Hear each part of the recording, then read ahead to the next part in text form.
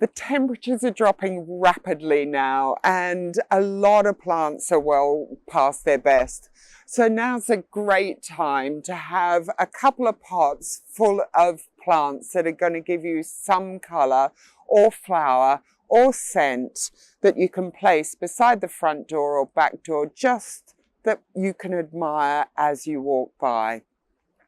And with that in mind, I've just pulled together a few staple plants that I think are ideal for this. The first I'm going to talk about is the Mahonia at the back now. You can see how bright the sprays of flowers are. Beautiful lemon yellow, nice and fresh. You do need a big pot for that one because eventually it does get pretty big, and after a year or two it will actually be happier in the ground. Then we've got some phormiums on the very end there. Now they're great for adding structure as well as colour. Some have got plain green foliage, but it is quite nice to have these ones with variegated foliage. They just give you a lift.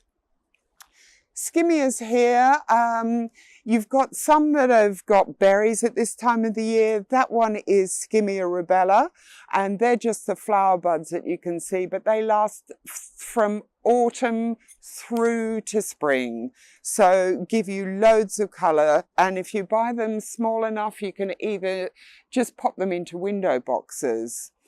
We've also got a couple of tough evergreen winter flowering shrubs, and these are Viburnum tinus. We've got a pink flowered one and a white flowered one here. Again, they get quite big, so after a couple of years probably better in the ground, but they're invaluable for providing a good couple of months of flower in winter. If space is at a premium, then things like these hellebores or little heathers here will just give you a little bit of colour in window boxes or pots. Otherwise, you can think about structural things, because structure and form becomes so important in winter.